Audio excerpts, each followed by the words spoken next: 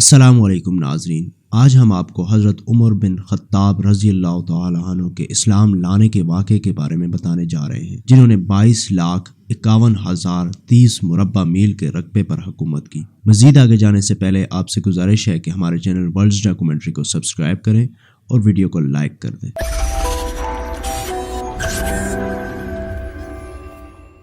مشہور ہے کہ حضرت عمر رضی اللہ تعالی عنہ نے 35 مردوں اور 21 عورتوں کے بعد اسلام قبول کیا۔ بعض روایتوں میں یہ تعداد زیادہ ہے اور بعض میں کم۔ علامہ ابن کثیر نے لکھا ہے کہ حضرت عمر رضی اللہ تعالی عنہ حبشہ کی ہجرت کے بعد حلقہ بگوش اسلام ہوئے تھے۔ مہاجرین حبشہ کی تعداد عورتوں کے 90 کے قریب تھی۔ جب یہ مسلمان حبشہ کی طرف چلے گئے تو حضرت عمر رضی اللہ تعالی عنہ رسول اللہ صلی اللہ علیہ وآلہ وسلم کے قتل کا ارادہ لے کر آپ صلی اللہ علیہ وآلہ وسلم اور آپ صلی اللہ علیہ وسلم کے صحابہ رضی اللہ تعالیٰ عنہ کے تعاقب میں ارقم کے مقام پر پہنچے جو صفا میں واقع تھا۔ اس وقت وہاں مرد اور عورتیں ملا کر 40 مسلمان موجود تھے۔ اس قول کی روشنی میں آپ کہہ سکتے ہیں کہ حضرت عمر رضی اللہ تعالیٰ عنہ سے پہلے 130 مرد و زن اسلام قبول کر چکے تھے۔ اس سلسلے میں یہ آخری روایت ہے۔ حضرت عمر رضی اللہ تعالیٰ عنہ نے اسلام کیوں قبول کیا؟ اس کے متعلق روایتوں میں اختلاف ہے، لیکن سب سے مشہور روایت یہ ہے کہ دعوت محمدی صلی اللہ علیہ وآلہ وسلم نے قریش میں جو افتراق پیدا کر دیا تھا، حضرت عمر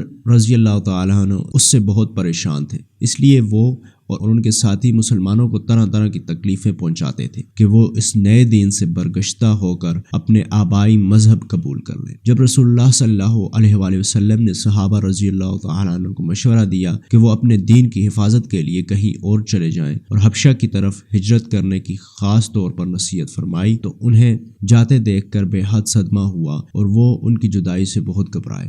عبداللہ بنت ابی کہتی ہیں، قسم بخدا جب ہم حبشہ کی طرف ہجرت کر رہے تھے، عمر رضی اللہ تعالی عنہ ابن خطاب آئے اور میرے پاس کھڑے ہو گئے۔ وہ ابھی تک اپنے شرک پر قائم تھے اور ہمیں ان کی ذات سے طرح طرح کی اذیتیں برداشت کرنی پڑتی تھی۔ انہوں نے مجھ سے کہا، عبداللہ جانا یقینی ہے؟ میں نے کہا ہاں، قسم بخدا ہم ضرور اللہ کی زمین میں نکل جائیں گے۔ تم لوگوں نے ہمیں بہت ستایا، ہم پر ظلم و ستم کے بہت پہاڑ ڈائے، یہاں تک کہ اللہ نے ہمارے لیے نجات کی راہ پیدا کر دی۔ بولے اللہ تمہارے ساتھ ہو۔ جیسی رخت اس وقت میں ان پر طاری دیکھی کبھی نہ دیکھی تھی۔ اس کے بعد وہ چلے گئے۔ میرا خیال ہے ہمارے جانے سے وہ سخت دلگیر تھے۔ جب ان کے شوہر آئے تو انہوں نے اپنی اور حضرت عمر رضی اللہ تعالیٰ عنہ کی گفتگو ان کے سامنے دہرائی اور کہا، میرا خیال ہے وہ اسلام قبول کر لیں گے۔ ان کے شوہر نے جواب دیا، خطاب کا گدھا ایمان لے آئے تو آئے مگر اس شخص سے امید نہیں۔ آگے چل کر اس روایت میں ہے کہ جب عمر رضی اللہ تعالیٰ عنہ نے اپنے برادران قوم کو انتہائی مصیبتوں اور تکلیفیں برداشت کرنے کے بعد ترک وطن کرتے دیکھا تو اپنے دل میں ایک نیز سی محسوس کی اور انہیں اس ابتدا سے نکالنے کی تدبیریں سوچنے لگے۔ ان کی عقل نے کہا، کسی فیصلہ کن کوشش کے بغیر اس معاملے میں کامیابی ممکن نہیں، اور انہوں نے اسی وقت محمد صلی اللہ علیہ وآلہ وسلم کے قتل کا مصمم ارادہ کر لیا کہ اس اقدام کے سوا ان کے نزدیک قریش کے اتحاد کی کوئی صورت نہ تھی۔ چنانچہ ایک دن صبح رسول اللہ صلی اللہ علیہ وآلہ وسلم اور آپ صلی اللہ علیہ وآلہ وسلم کے صحابہ رضی اللہ تعالی عنہ سے نمٹنے کے لیے شمشیر بدست گھر سے نکلے۔ یہ انہیں معلوم ہو ہی گیا تھا کہ رسول اللہ صلی اللہ علیہ وآلہ وسلم اپنے صحابہ رضی اللہ تعالی عنہ کے ساتھ ارقم رضی اللہ تعالی عنہ کے مکان میں اقامت فرما ہے اور مسلمانوں کی مجموعی تعداد 40 کے لگ بھگ ہے۔ ابھی راستے ہی میں تھے کہ نہیم رضی اللہ تعالی عنہ بن عبداللہ مل گئے۔ انہوں نے پوچھا، کہاں؟ بولے محمد صلی اللہ علیہ وآلہ وسلم کا قصہ پاک کرنے جا رہا ہوں کہ یہی وہ بے دین ہے جس نے قریش میں تفرقہ ڈالا ہے، ان کا اخلاق تباہ کیا، ان کے عقائد پر لہن تان کی اور ان کے دیوتاؤں کو برا بلا کہا۔ میں آج اسے قتل ہی کر کے چھوڑوں گا۔ نہیم رضی اللہ تعالی عنہ نے کہا، خدا کی قسم عمر، تم اپنے آپ کو دھوکہ دے رہے ہو۔ کیا تم یہ سوچتے ہو کہ اگر تم نے محمد صلی اللہ علیہ وآلہ وسلم کو قتل کر دیا تو بنی عبد مناف تمہیں زمین پر اکڑتے پھرنے کے لیے زندہ چھوڑ دیں گے؟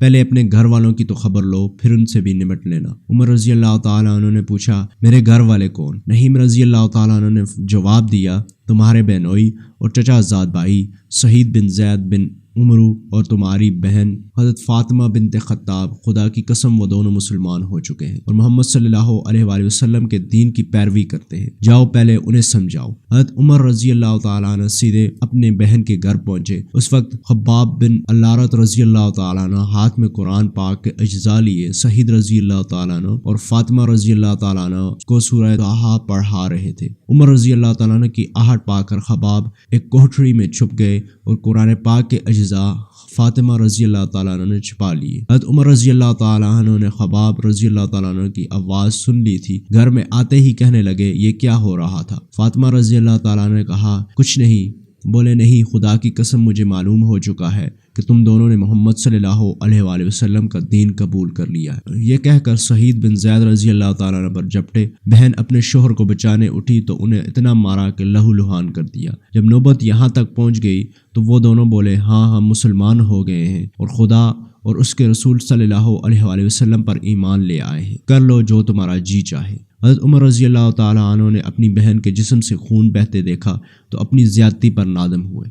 بہن کو محبت کی نگاہوں سے دیکھا، بولے لاؤ مجھے دکھاؤ جو ابھی تم پڑھ رہے تھے، دیکھو تو صحیح محمد صلی اللہ علیہ وآلہ وسلم کیا لایا ہے۔ بہن نے کہا ہمیں تم سے ڈر لگتا ہے۔ بولے ڈرو نہیں، اور دیوتاؤں کی قسم کھائی کہ پڑھ کر واپس کر دوں گا۔ فاطمہ نے وہ اجزاء انہیں دے دیے، پڑھ کے بولے کتنا حسین اور کتنا بزرگ ہے یہ کلام۔ ان کی زبان سے یہ سن کر خباب کوٹھری سے نکل آئے اور کہا خدا کی قسم اے عمر، مجھے ایسا معلوم ہوتا ہے کہ اللہ نے تمہیں اپنے نبی صلی اللہ علیہ وآلہ وسلم کی دعوت کے لیے منتخب کر لیا ہے۔ میں نے کل رسول اللہ صلی اللہ علیہ وآلہ وسلم کو دعا مانگتے سنا تھا کہ یا اللہ ابو الحکم بن حشام یا عمر ابن خطاب کی قوت اسلام کی شامل حال کر، اور اے عمر رضی اللہ تعالیٰ عنہ خدا بہرحال خدا ہے۔ حضرت عمر رضی اللہ تعالیٰ عنہ نے خباب سے کہا خباب میری رہنمائی کرو کہ میں اسلام لے آؤں۔ خباب رضی اللہ تعالیٰ عنہ نے کہا حضور صلی اللہ علیہ وآلہ وسلم اپنے صحابہ رضی اللہ تعالیٰ عنہ کے ساتھ صفا کے قریب ایک مکان میں تشریف فرما ہے۔ حضرت عمر رضی اللہ تعالیٰ عنہ تلوار ہاتھ میں لے کر چل پڑے اور اقامت گاہ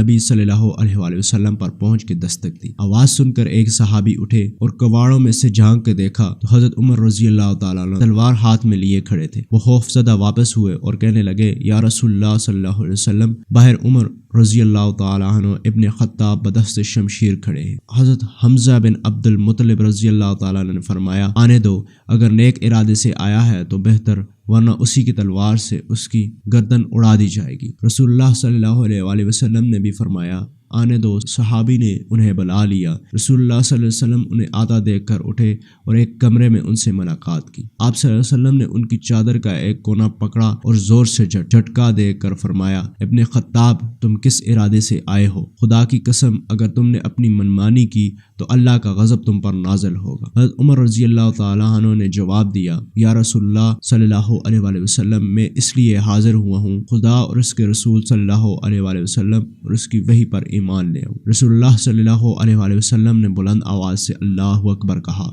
جس سے صحابہ رضی اللہ تعالیٰ عنہ کو معلوم ہو گیا کہ حضرت عمر رضی اللہ تعالیٰ ایمان لے آئے۔ یہ تھا حضرت عمر فاروق رضی اللہ تعالیٰ عنہ کے اسلام لانے کا واقعہ۔